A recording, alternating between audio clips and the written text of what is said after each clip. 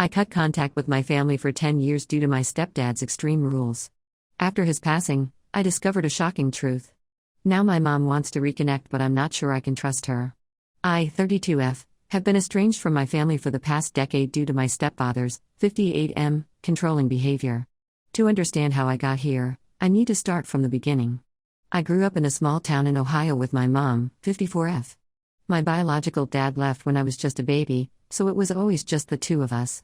Mom worked 2 jobs to keep us afloat, and despite the financial struggles, we were happy. I have fond memories of us cooking dinner together, her teaching me to ride a bike, and our weekly movie nights. Things changed when I turned 15. Mom met John at the grocery store where she worked. They hit it off immediately and started dating. I was happy for her at first. Mom deserved to find love, and John seemed nice enough.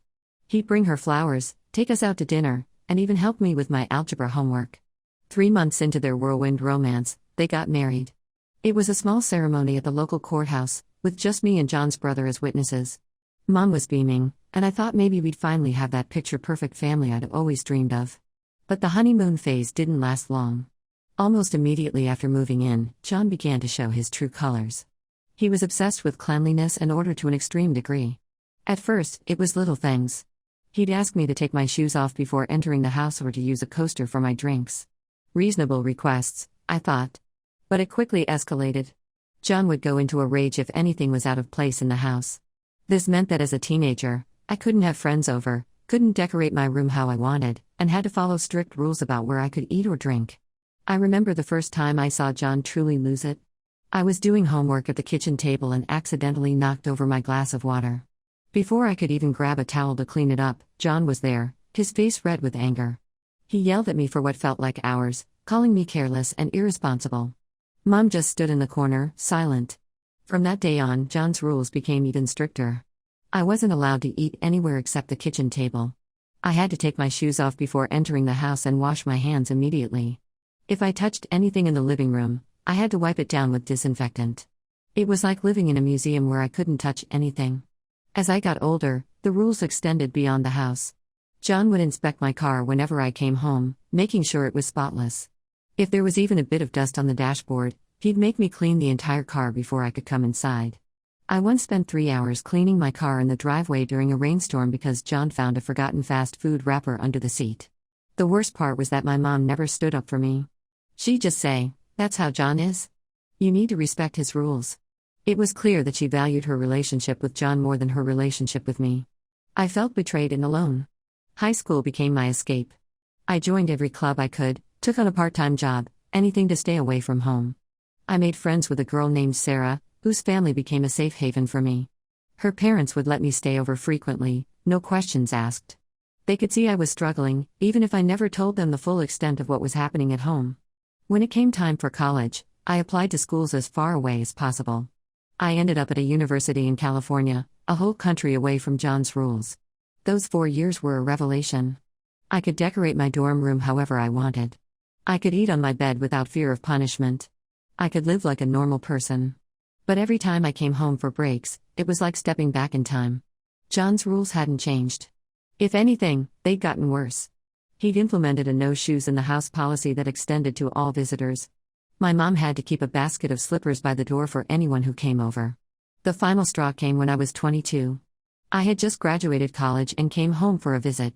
I brought my boyfriend at the time, Mike, 23M, with me.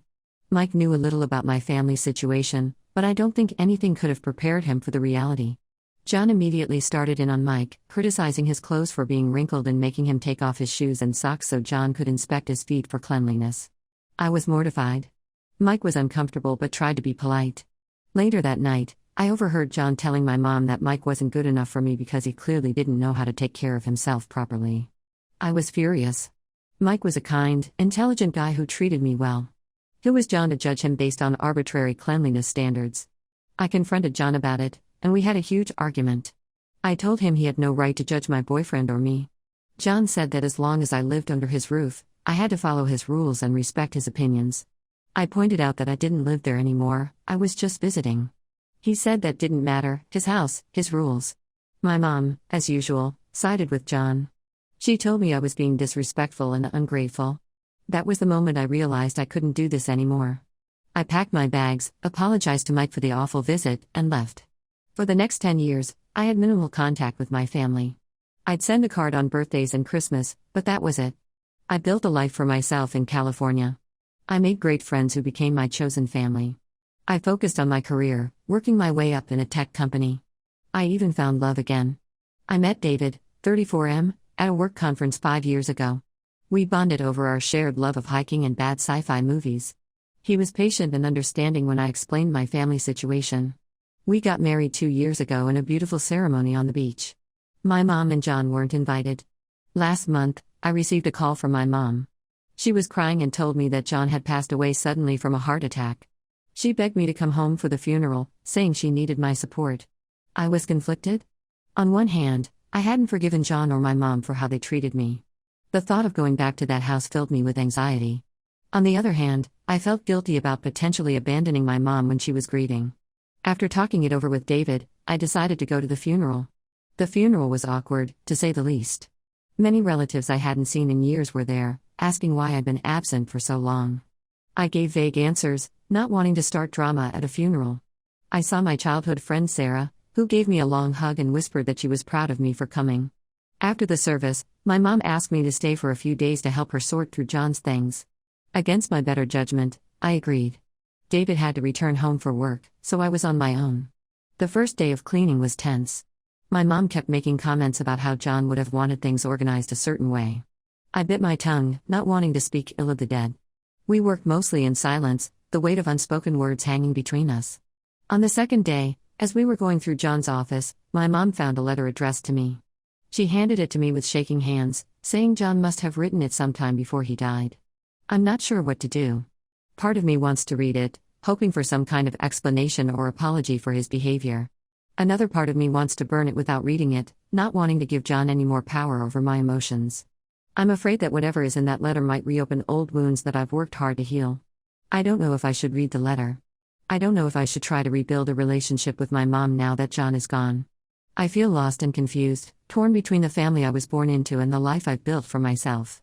Any advice would be appreciated. Update 1: It's been a week since my last post, and a lot has happened. First, I want to thank everyone for their advice and support. Your words gave me the courage to face this situation head-on. After much deliberation, I decided to read the letter from John. I figured that whatever was in it, I was strong enough to handle it now. So, with David on speakerphone for moral support, I opened the letter.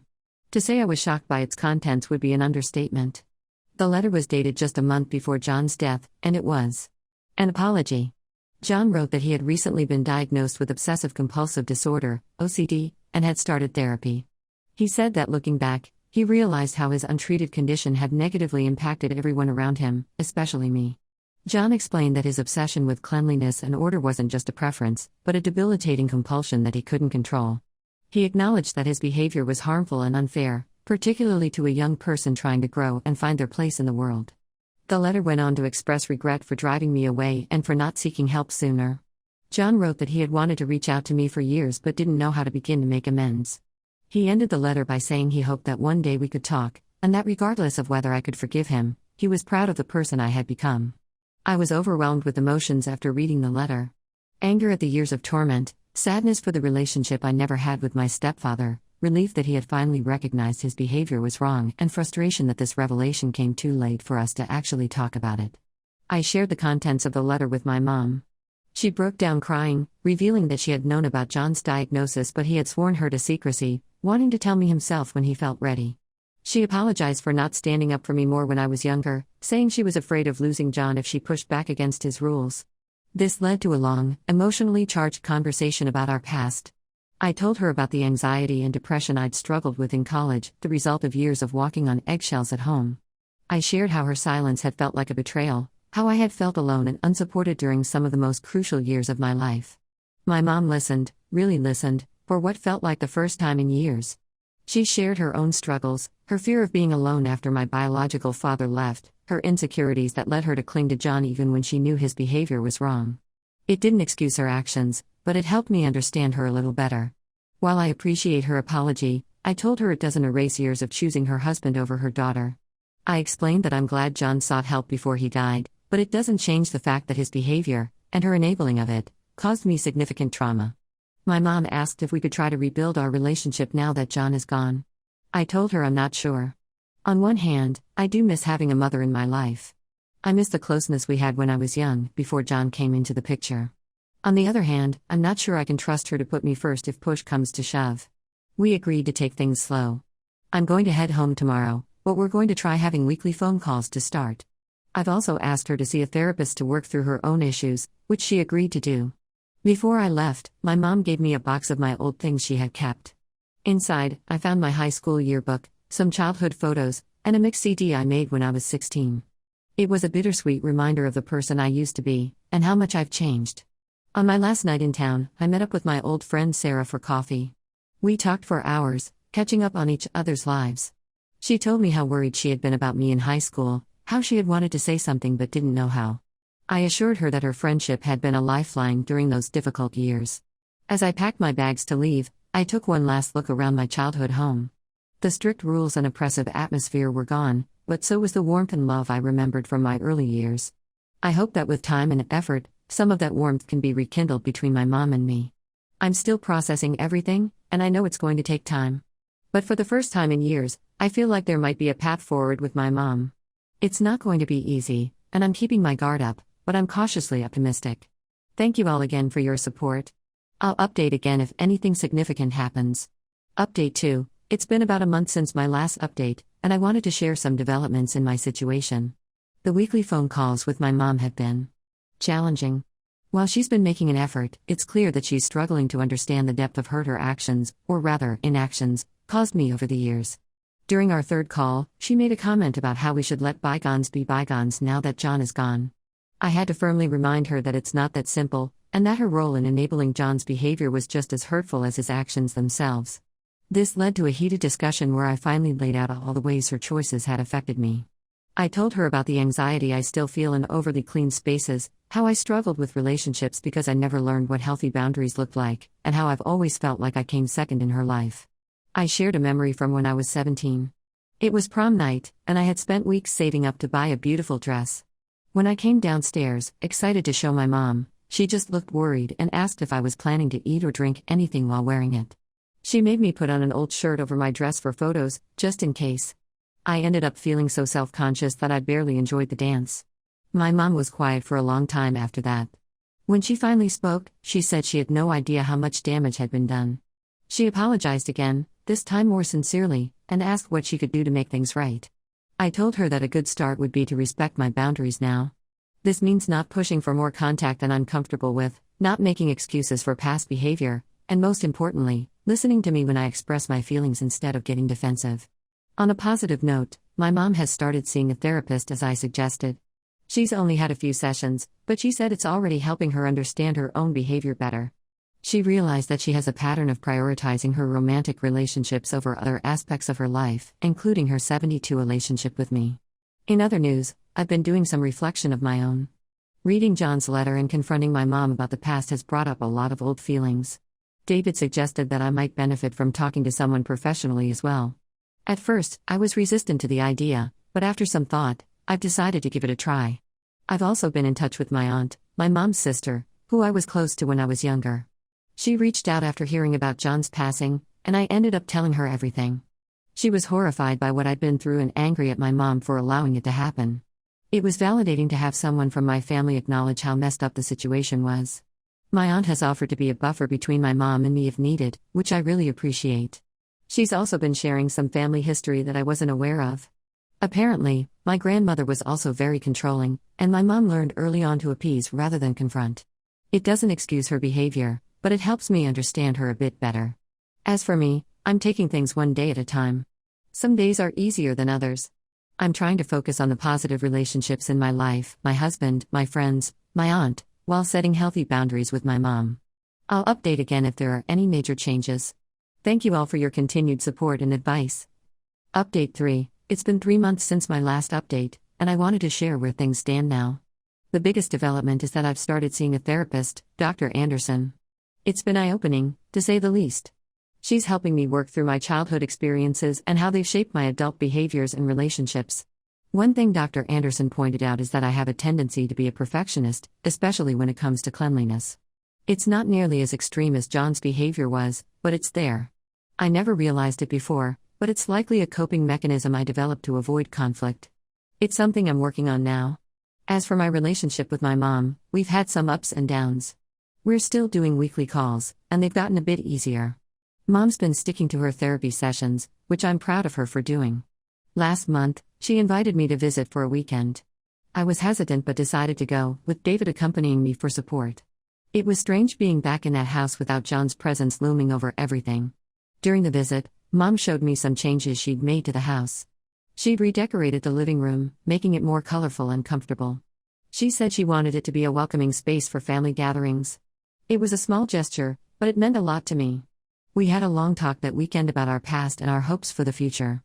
Mom admitted that she's realizing how much she lost by prioritizing her relationship with John over everything else. She's trying to reconnect with old friends and rebuild her relationship with her sister, my aunt, as well. One particularly poignant moment came when Mom brought out some old photo albums. There were pictures of me as a kid, before John came into our lives. I had forgotten how happy and carefree I used to be.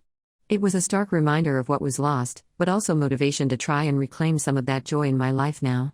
As for me, I'm slowly learning to let my guard down a bit. It's not easy, and there are still moments when I feel the urge to retreat behind my walls. But I'm trying to be more open, both with my mom and in my other relationships. David has been incredibly supportive through all of this. He's been my rock, offering a listening ear when I need to vent and gentle encouragement when I'm feeling unsure. I'm grateful every day for his presence in my life. I've also been spending more time with my aunt. She's become a sort of mother figure to me, offering the unconditional support I didn't get from my mom when I was younger. She's been helping me reconnect with other family members who I'd lost touch with over the years. Looking ahead, I know there's still a long road to travel in healing my relationship with my mom. We're both committed to putting in the work, but we're also realistic about the fact that things will never be perfect. And that's okay. For now, I'm focusing on my own healing and growth. I'm learning to set healthy boundaries, to express my needs clearly, and to not let fear of conflict control my actions. It's a process, and I'm taking it one day at a time. Thank you all for following my journey and for your support along the way. Your advice and encouragement have been invaluable. I may not update again unless something major happens, but know that I'm doing okay and working towards a healthier, happier future.